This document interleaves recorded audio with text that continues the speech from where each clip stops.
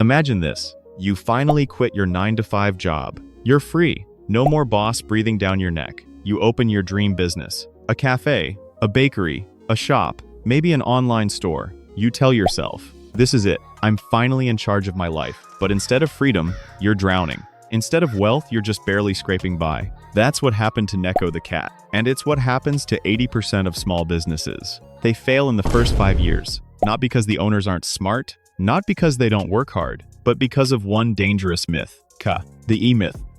When Neko opened his bakery, he was thrilled. He loved cookies, he loved baking. He thought, if I love what I do, the money will follow. At first, it felt amazing. Customers lined up, cash rolled in, friends cheered. Neko, you made it. But behind the counter, things weren't so sweet. Neko worked 16-hour days. He handled the ovens, the register, the cleaning, the bills. When he was sick, the bakery stopped. When he left for even an hour, chaos erupted. One night, exhausted and flour-covered, he stared at the empty shop and whispered, "This isn't freedom, this is a cage."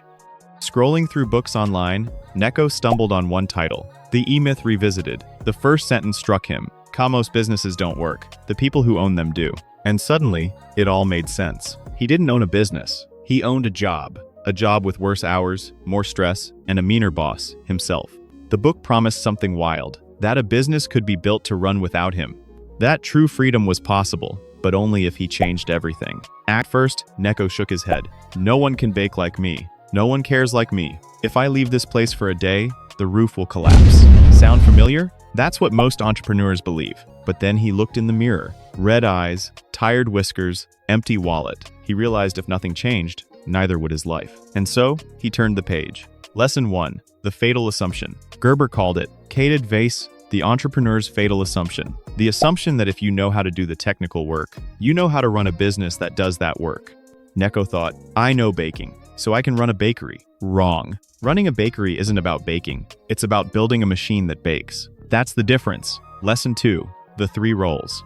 Gerber explained, inside every entrepreneur are 3 voices. The technician loves doing the work. The manager loves planning, order, and stability. The entrepreneur loves dreaming, vision, and growth. Most business owners are 90% technician, 10% manager, and almost no entrepreneur. That was Neko. He was a baker, not a builder. To escape his cage, he had to shift roles. Lesson 3. The stages of growth. Every business goes through 3 painful stages. Infancy. You do everything yourself. Neko's current life. Adolescence. You hire help, but you still micromanage.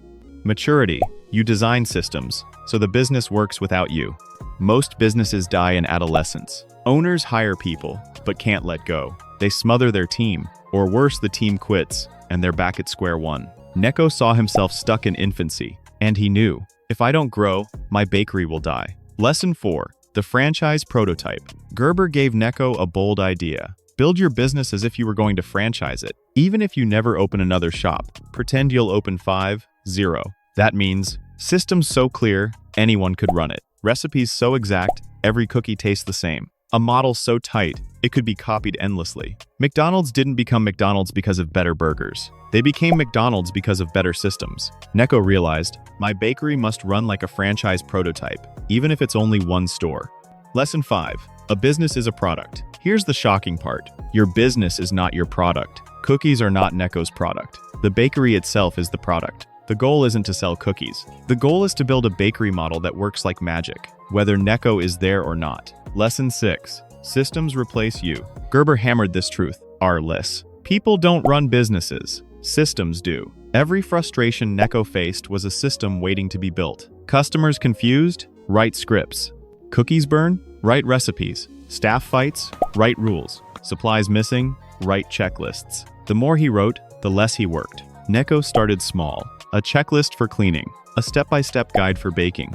A script for greeting customers. Then bigger things. A training manual. A financial system. A hiring process. He began to replace himself, one job at a time. It wasn't easy. The kittens made mistakes. Customers complained. He felt the urge to jump back in, but each mistake became a lesson. Each problem became a new system. Slowly, the chaos turned into order. Of course, every hero faces trials. The oven broke. A supplier failed. A kitten quit suddenly. Old Neko would have panicked. New Neko? He wrote a process. He realized, a business built on people breaks. A business built on systems survives. His staff weren't just employees anymore. They were part of a machine that worked smoothly. And for the first time, Neko saw light at the end of the tunnel. Months later, Neko tested everything. He left the bakery for a whole week. He went fishing. He took naps. He lived the dream he once thought impossible. When he returned, the shelves were stocked, the register was ringing, and the kittens were smiling. The bakery hadn't just survived, it had thrived.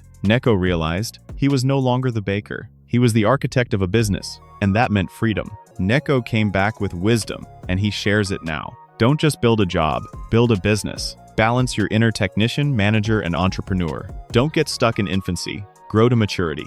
Think like a franchise, even if you'll never be one. Remember, your real product is the business itself. Replace yourself in every task. Build systems, not chaos. Because only then will your business give you what you truly wanted, not just money, but time, freedom, and life. Neko purred. Money is nice, but naps in the sun? That's true wealth. So let me ask you this. Do you own your business, or does your business own you? Tell me in the comments. And if you want more powerful lessons, subscribe to Money Meow. Because freedom isn't a dream, it's a system.